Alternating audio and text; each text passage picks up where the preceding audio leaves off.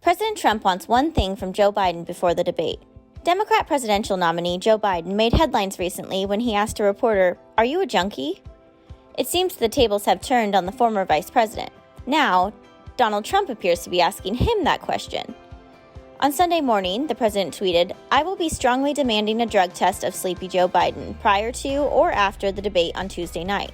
He added, "Naturally, I will agree to take one also. His debate performances have been record-setting uneven, to put it mildly. Only drugs could have caused this discrepancy." The Biden campaign denied the president's request, which inspired another tweet from Donald on Monday morning. The president said, "Joe Biden has just announced that he will not agree to a drug test. Gee, I wonder why." It is unlikely that Joe Biden will respond to that implication in a timely manner, considering his campaign has called yet another lid on questions and press at 9:52 a.m. on Monday. Top 5 things to expect at the Trump-Biden debate tonight. The much-anticipated presidential debate between President Donald Trump and former Vice President Joe Biden is finally happening in Cleveland tonight at 9 p.m., which seems past Joe Biden's bedtime. Here are the top 5 topics we can expect candidates to discuss tonight. 1. The Supreme Court. The death of Justice Ruth Bader Ginsburg was the October surprise that came early this election year. President Trump's nomination of Judge Amy Coney Barrett will likely be the focus for both candidates, with President Trump obviously promoting the merits of Judge Barrett and Biden suggesting that the judge should not be seated until after the election. 2. COVID-19. Joe Biden has spent an enormous amount of time trying to blame the president for the COVID crisis.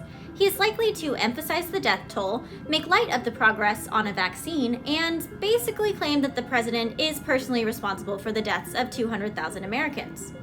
Trump will probably respond by promoting the upcoming vaccine, emphasizing his early travel bans on China, and calling Joe an anti-vaxxer. 3. Trump's taxes. Just in time for the debate, fake news at the New York Times released a story accusing President Trump of paying just $750 in taxes in 2016 and 2017. Biden is sure to hit on this claim and present a class-based argument where Biden pretends that he himself is not an extremely successful American who also exploits tax loopholes. 4. Hunter Biden. Though the media has basically left the story on the sidelines, it is extremely likely that President Trump will bring up the former vice president's son and the bombshell Senate report that came out last week detailing his misdeeds. It is said that Hunter participated in human trafficking, paid for foreign prostitutes, and received a $3.5 million payment from a Russian oligarch's wife. No telling how Biden responds to that one, but that's malarkey is probably not going to cut it this time. 5. Joe Biden's mental health. President Trump has been hitting Biden's less than enthusiastic campaign persona for over a year, and it's safe to say he'll ramp that up at the debate. Biden's campaign has called a lid to avoid press and media for 10 out of the last 30 days, which has inflamed all suspicions of Biden's potential health issues. They even called it quits at 10 a.m. yesterday, the day before a debate. Bets are on the president calling Biden low energy and questioning his ability to lead. It'll be interesting to see how it all plays out. Twitter agrees the loser of the first debate was. The first presidential debate made history last night as one of the most high-energy debates in recent history. President Donald Trump and former Vice President Biden clashed on several issues, including tax cuts, Obamacare, and the ongoing violence and riots throughout America. While both candidates had their high points and low points, Twitter has reached a consensus on the debate loser. It was moderator Chris Wallace. The Fox News host faced criticism from the right and the left for his involvement in the debate. His commentary was deemed unnecessary on both sides, and his frequent interruptions of the president made him really unpopular all around. One user put it simply, "I'm no fan of Trump, but I cut him some slack because it was a 2-against-1 scenario tonight, and I'm less annoyed by DT's interruptions than I am the craven and biased display by Chris Wallace." Though this debate was the first of 3, it is the only debate to be hosted by Fox News, where it was assumed President Trump would receive the most favorable treatment. Biden said the Green New Deal is not my plan. AOC responds. Last night at the first presidential debate, Democrat nominee Joe Biden did his best to distance himself from the radical wing of his party. In the midst of the chaos, the former vice president told the audience he did not support the multi-trillion-dollar Green New Deal opposed by many, including Trump. "The Green New Deal is not my plan," Biden said. "No, I don't support the Green New Deal," Biden insisted. "I support the Biden plan I put forward, which is different than what he calls the Green New Deal." Conservatives on Twitter erupted with the comment. Even former White House advisor Kellyanne Conway tweeted the quote. AOC responded with a retweet to say, "This isn't news, Kellyanne. Our differences are exactly why I joined Biden's Climate Unity Task Force, so we could set aside our differences and figure out an aggressive climate plan to address the planetary crisis at our feet." She added, "Trump doesn't even believe climate change is real." While AOC's tweet seems to imply she is still supporting candidate Biden, President Trump seems unconvinced that Biden will be able to carry the progressive liberals, or anyone else for that matter. On Wednesday morning, he tweeted, "Nobody wants Sleepy Joe as leader, including the radical left, which he lost last night." AOC has yet to dispute that. The debate commission is promising new rules, and the Trump campaign is not happy about them.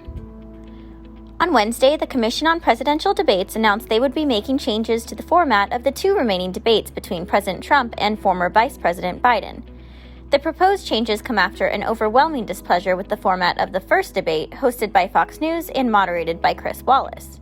The commission claims that the first event made clear that additional structure should be added to the format of the remaining debates to ensure a more orderly discussion of the issues. They wrote that the CPD will be carefully considering the changes that it will adopt and will announce those measures shortly. They also noted that the commission is grateful to Chris Wallace for the professionalism and skill he brought to last night's debate and intends to ensure the additional tools to maintain order are in place for the remaining debates. While the official rules have not been finalized yet, a source familiar with the commission's deliberations says one key change that will definitely happen is allowing the next moderator to cut off the microphones of either candidate if they break the rules or interrupt. It seems the changes are not appreciated by those on the right. The communications director for the Trump campaign, Tim Murtaugh, said in a statement that they're only doing this because their guy got pummeled last night. He added that President Trump was the dominant force and now Joe Biden is trying to work the refs. They shouldn't be moving the goalposts and changing the rules in the middle of the game. The official rules should be made public in the next 48 hours, and we'll watch them live in action at the next debate on October 15th. Breaking: everything you need to know about Trump's COVID diagnosis and what it means for the campaign. Early Friday morning, the president tweeted the shocking news that he and First Lady Melania Trump had tested positive for COVID-19. White House statements revealed that both Donald and Melania would be isolating in the executive mansion until they receive a negative test, but both are said to be doing well at this time. It's unclear whether or not the president and First Lady have shown any symptoms of the virus or if they remain asymptomatic, but what has been made clear is that President Trump will not be abdicating his constitutional duties. He is said to continue carrying out his duties without disruption while recovering. Of course, this has a huge impact on the campaign side of things, even if it's not affecting his role as president. The president has canceled his plans to fly to Florida for a campaign rally today and has cleared his event schedule over the weekend. Rallies scheduled in Wisconsin on Saturday and Arizona next Monday have also been canceled, but it seems the debate on October 15th is still on the president's schedule. Vice President Pence, thankfully, has tested negative for COVID-19 and will be able to maintain his full schedule. It's unclear how long President Trump will have to remain in isolation, but for the sake of the nation and the upcoming election, supporters are wishing him the speediest recovery possible.